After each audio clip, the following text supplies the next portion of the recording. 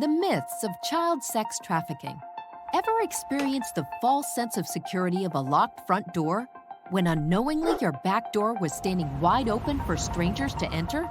Likewise, sex trafficking myths are just as misleading, causing us to overlook common tactics used by traffickers, who often operate in plain sight.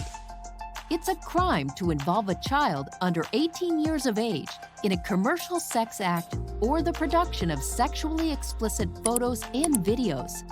Commercial sex is the exchange of anything of value for sexual activity, including drugs, money, food, shelter, or basic necessities.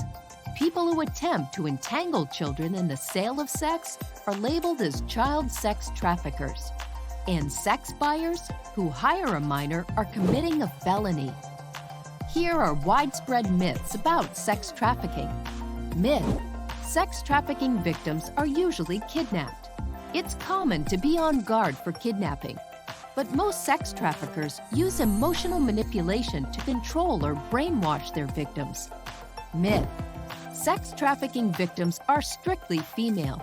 Society is often on the lookout to protect girls, but traffickers target all genders. Myth: sex trafficking does not occur in my community. Sex traffickers operate throughout the United States.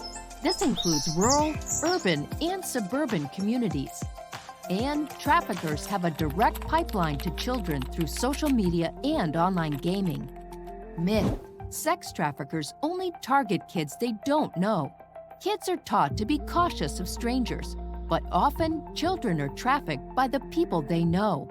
This can include family members, love interests, friends of the family, and people in authority. Myth: sex trafficking usually involves violence. Trafficking can involve physical abuse, but sex traffickers typically coerce victims using intimidation, threats, or false promises of love and support. Myth: sex traffickers hold victims captive. Traffickers can hold children against their will, but they often use emotional bondage as their trap.